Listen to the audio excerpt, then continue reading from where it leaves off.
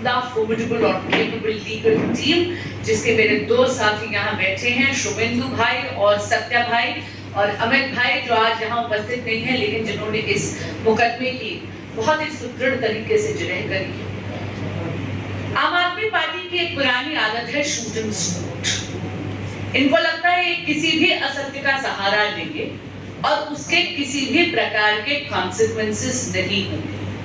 कुछ भी मन घड़त जनता को भ्रमित करने के लिए ये कह देंगे और उसके कोई भी तरह के कॉन्सिक्वेंसेस इनको झेलने ही नहीं पड़ेंगे।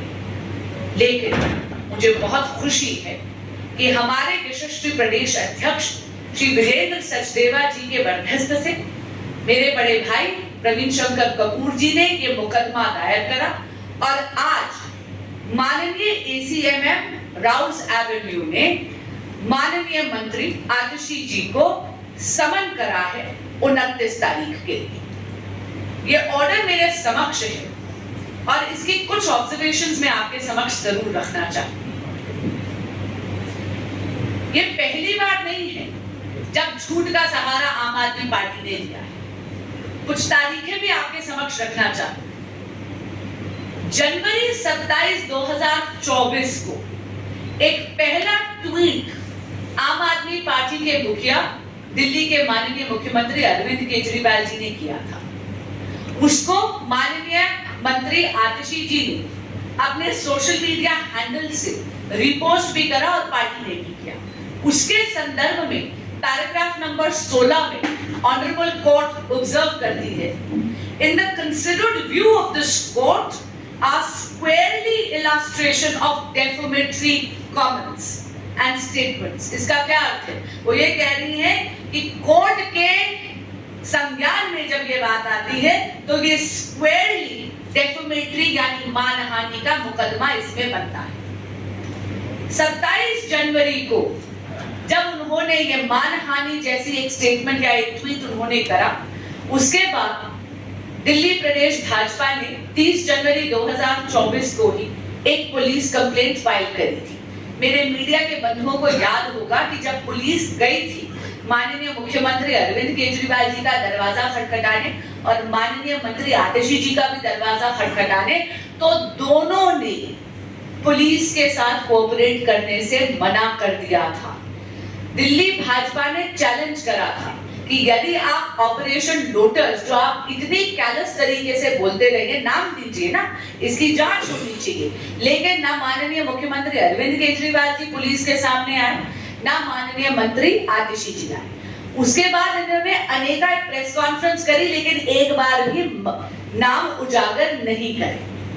उसके बाद 2 अप्रैल 2024 को माननीय मंत्री आतिशी जी ने एक प्रेस कॉन्फ्रेंस करी और तब बड़े भाई आदरणीय प्रवीण शंकर कपूर जी ने हमारे यशस्वी प्रदेश अध्यक्ष वीरेंद्र सचदेवा जी के बरदस्त से ये डेफेमेशन कंप्लेंट फाइल करी है। पैराग्राफ नंबर 18 में इस पूरे के पूरे दूसरे ट्वीट का और दूसरी प्रेस कॉन्फ्रेंस का संज्ञान किया है, लेकिन मैं आपके समक्ष पैराग्राफ नंबर 25 पढ़ना चाहूंगी। ये कंक्लूजन है। It prima facie appears that the alleged accused number 1, yani Atishi Marlena ji, has made specific defamatory statements as aforementioned against the complainant. Further, it prima facie appears that the aforesaid defamatory statements made by the alleged accused number 1 has been sufficiently published in the electronic media, social media, which may make the right-thinking members of the society against the complainant. It appears that the alleged accused number 1, by her spoken words and by words which were intended to be read, have made defamatory imputations which prima facie have lowered the reputation of the complainant against the right-thinking members of the society, and the same has been made knowing and intending to harm the reputation of the complainant. Therefore, in view of the above discussion, there exists sufficient grounds to summon accused Atishi Marlena under Section 500 IPC. Accordingly, issue summons to accused Ms. Atishi Marlena for offence under Section 500 of the IPC on filing PF on the 29th of June 2024. ये वो order है और इस press वार्ता के बाद इस order की कॉपी मीडिया के सभी बंधुओं को हम दे देंगे। कृपया पैराग्राफ 25 को बहुत ध्यान से पढ़िएगा। आप सभी के माध्यम से मैं आम आदमी पार्टी के नेताओं को एक संदेश जरूर देना चाहूंगी कि ये जो आप असत्य का सहारा बार बार ले जाते हैं और आपको लगता है कि आपकी जवाबदेही नहीं बनती, ये सरासर गलत है। इस देश में एक न्याय प्रणाली है, इस देश में एक कानून है। आप बार बार भाजपा पे इस तरह की मानहानि जैसी स्टेटमेंट्स नहीं कर सकते, ऐसी डेफेमेटरी स्टेटमेंट्स नहीं कर सकते।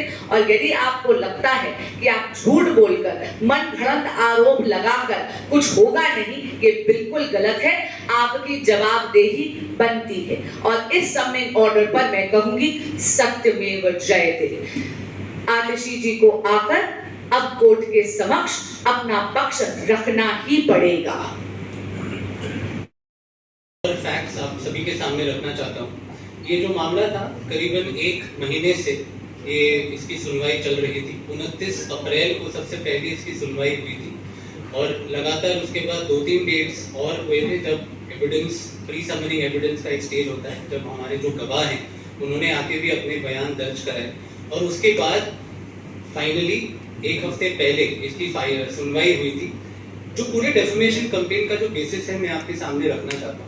ये डेफोमेटरी क्यों बनता है और क्यों माना जाता है और क्यों हम कहते हैं कि सरासर झूठे बयान और झूठे स्टेटमेंट्स दिए गए। जब ये कंप्लेन में बड़ी साफ तरीके से हमने इस पे बयान किया है कि जब आम आदमी पार्टी के नेताओं पे, लीडर्स पे कुछ भी ऐसा आरोप लगता है, चाहे वो लिकर स्कैम हो, चाहे वो दिल्ली जल बोर्ड स्कैम हो, चाहे वो स्कूल क्लासरूम का स्कैम हो, तब उनकी ये कोशिश रहती है कि पब्लिक का जो अटेंशन है वो भटका दिया जाए, अटेंशन डाइवर्ट किया जाए, कोई मिसलीडिंग स्टेटमेंट्स, कोई ऐसा फिक्टिशियस फेक बयान आ जाए पब्लिक में जिससे कि मुद्दा ही भटक जाए। अब भी उन्होंने यही कोशिश करी। अक्टूबर में जब केजरीवाल जी को ईडी के समन्स गए थे, अक्टूबर से जनवरी उन कुछ महीने में जैसे 5 या 6 समन्स उनको गए थे, उन्होंने उसका कंप्लायंस नहीं किया। जनवरी में उनका पहला ये ट्वीट आता है और आतिशी जी उसको रिपोस्ट करती है।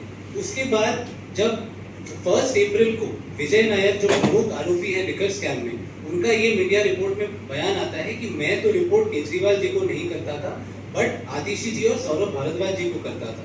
तो उस 1 अप्रैल को जो ये स्टेटमेंट आता है मीडिया रिपोर्ट में विजय नायर का, उसके बाद इमीडिएटली 2 अप्रैल को आतिशी जी का नेक्स्ट अगला बयान आता है, अगला प्रेस कॉन्फ्रेंस आता है और उन्होंने कोई तथ्य नहीं दिए, कोई प्रूफ नहीं लगाया कि किसने इनको ये ऑफर किया था, किसने ऐसे बयान दिए हैं जिससे कि ये सिद्ध हो या प्रूव हो जाए कि ये जो उनका बयान था डेफोमेटरी नहीं है बट सच है। क्योंकि डेफोमेशन का डिफेंस होता है सच्चाई, ट्रूथ तो सामने आया नहीं है और हमने अपने सारे जो तथ्य लगाए हैं, प्रेस कॉन्फ्रेंसेस लगाए हैं, जो स्टेटमेंट्स हैं हमारे विटनेसेस के, वो भी ये सिद्ध करता है कि ये जो आरोप जो लगे हैं वो सरासर crime of SI case made out होता है और डेफोमेशन के लिए उनको समन्स किया जाता है।